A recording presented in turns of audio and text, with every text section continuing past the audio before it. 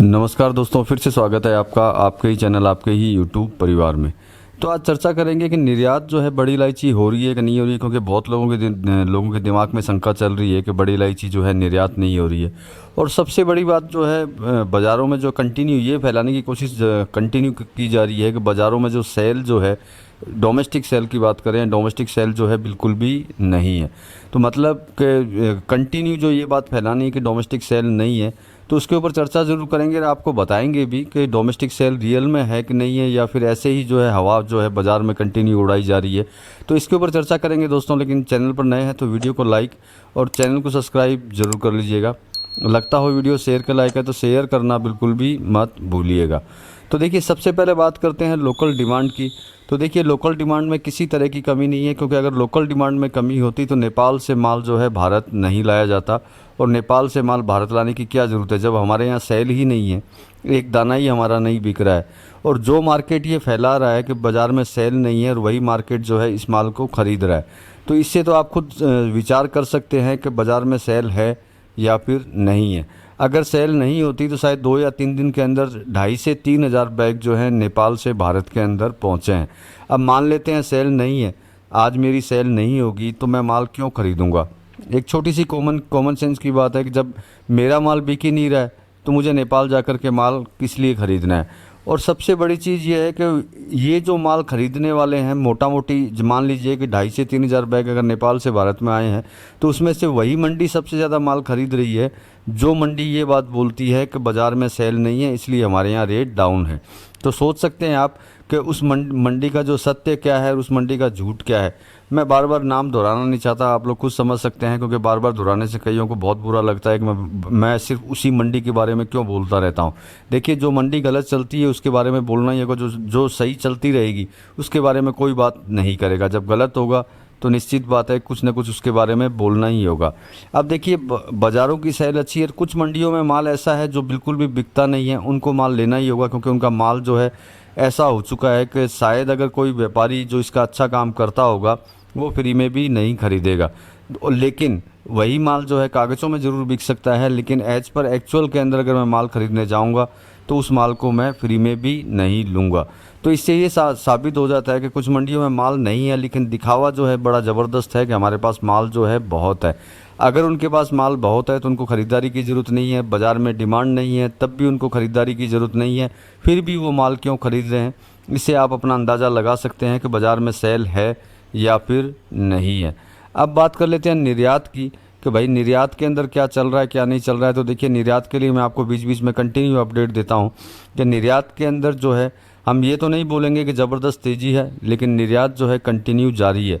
ऐसा नहीं है कि निर्यात जो है बिल्कुल भी नहीं हो रहा है, जीरो के ऊपर अटका हुआ है।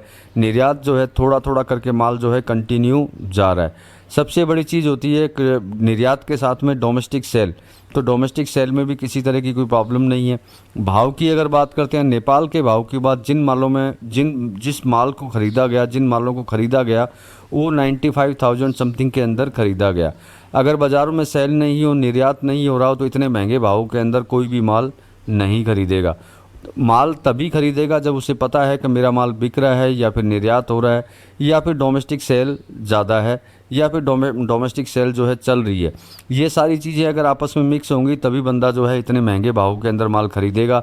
और महंगे भाव में ख़रीद करके सस्ता करने का जरिया आपको एक ही जगह का पता है कि जहाँ पे इस तरीके से कर दिया जाता है कि चाहे वो महंगे भाव में ख़रीदे, लेकिन उस मंडी के अंदर जो है नीचे की तरफ खींचने की कोशिश जो है कंटिन्यू कर दी जाती है कि भैया नीचे की साइड खींचेंगे।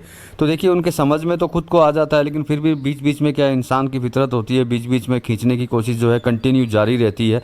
लेकिन जिस सिचुएशन और जिस भाव के अंदर वो माल ख़रीद रहे हैं, तो उनको खुद को भी पता है कि ये कितना भी नीचे की साइड खींच ले, ये ज़्यादा खींचने वाला नहीं है, ये वापस ऊपर की साइड आना ही है।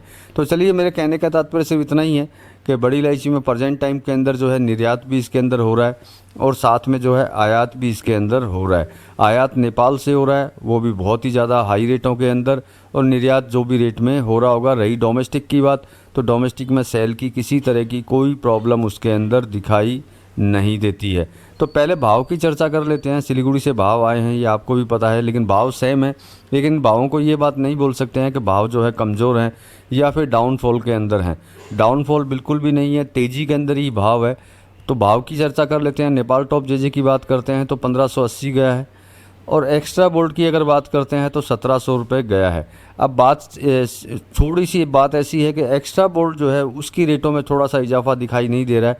बाकी जो अगर अपन नेपाल टॉप जेजे की अगर बात करते हैं तो वो ठीक ठाक तेज़ी के अंदर कंटिन्यू चल रहा है।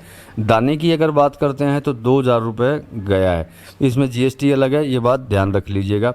तो आप देख सकते हैं कि भावों में किसी तरह की कमी नहीं है, लेकिन कुछ मंडियों में भावों की कमी ज़बरदस्ती लाई जाती है। लेकिन इन चीज़ों को देख करके मेरे हिसाब से आप लोगों को नहीं घबराना चाहिए। आपको बिल्कुल साइलेंट होकर के, शांत होकर के आगे की तरफ बढ़ते रहना चाहिए। और जहां आपको लगता हो कि जिस मंडी के अंदर ज़बरदस्त गिरावट है, स्पेशली मैं हमेशा कागज़ वालों को बोलता हूं जहां वो कागज़ का काम करते हैं, जहां उनको लगता हो कि ज़बरदस्त इसके अंदर गिरावट देखने को मिल रही है और बहुत नीचे की साइड इसको लेके जा रहे हैं, तो माल को पकड़ने का विचार जो है आप 100% कर सकते हैं। क्योंकि इसके अंदर कहीं ऐसा दिखाई नहीं देता है कोई ज़बरदस्त अपने को गिरावट इसमें देखने को मिले।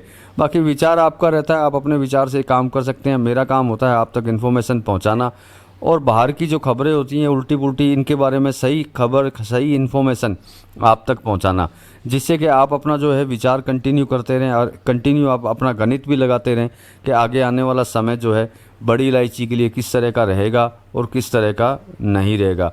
इस तरह का विचार आप खुद कैलकुलेशन लगाते रहेंगे तो मेरे हिसाब से कभी किसी तरह की कोई तकलीफ़ जो है आपको नहीं आएगी नुकसान की। और बाकी देखिए, आप अगर विचार कर सकते हैं तो आप कर सकते हैं, और नहीं अगर किंतु परंतु लगता हो तो आप मेरे से भी जुड़ सकते हैं, जिससे कि मैं आपको पर्सनल एडवाइस दे सकता हूं आपको कि आप इन ऐसी सिचुएशन में, जो सिचुएशन इस टाइम में चल रही है, उस सिचुएशन में आप लोगों को क्या करना चाहिए या फिर क्या नहीं करना चाहिए। बाकी अगर सिर्फ आपको भाव ही चाहिए होते हैं, कुछ लोग ऐसे भी हैं जो हमेशा मुझे कमेंट करते हैं कि भाई इस चीज़ का क्या भाव चल रहा है या फिर उस चीज़ का भाव क्या चल रहा है, तो उसके लिए एक अलग से ग्रुप है, एक नॉमिनल प्राइस के ऊपर आप उस ग्रुप से भी जुड़ सकते हैं, जिसमें आपको भाव की अपडेट जो है पर डे मिलती रहेगी। उससे भी आप अपना कैलकुलेशन लगा पाएंगे कि भाव जो मिल रहे हैं आपको डेली के डेली अप में है कि डाउन में है, उससे भी एक अच्छा कैलकुलेशन जो है लग जाता है। तो भाव से जुड़ने के लिए भी आप जो स्क्रीन पर नंबर दिखाई दे रहे हैं उस पर आप व्हाट्सअप कर दीजिएगा, तो आपको पता चल जाएगा कि किस तरीके से जो है आप इसमें जुड़ पाएंगे। लेकिन साथ में एक चीज़ आपको बोल देता हूं कि बड़ी इलायची को लेकर के इतना ज़्यादा घबराने की मेरे हिसाब से किसी तरह की इसके अंदर सिचुएशन अभी नहीं लग रही है।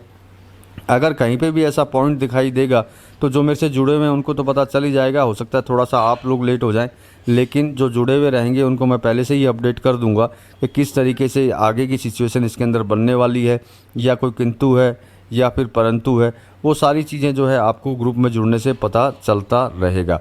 बाकी आपका विचार है, आप अपने हिसाब से काम कर सकते हैं। लेना चाहें प्रेजेंट टाइम में तो ले भी सकते हैं, और बेचना चाहें तो बेच सकते हैं, वो आप अपना विचार कर सकते हैं। चलिए मिलते हैं अगले वीडियो में अगली जानकारी के साथ में, तब तक के लिए धन्यवाद।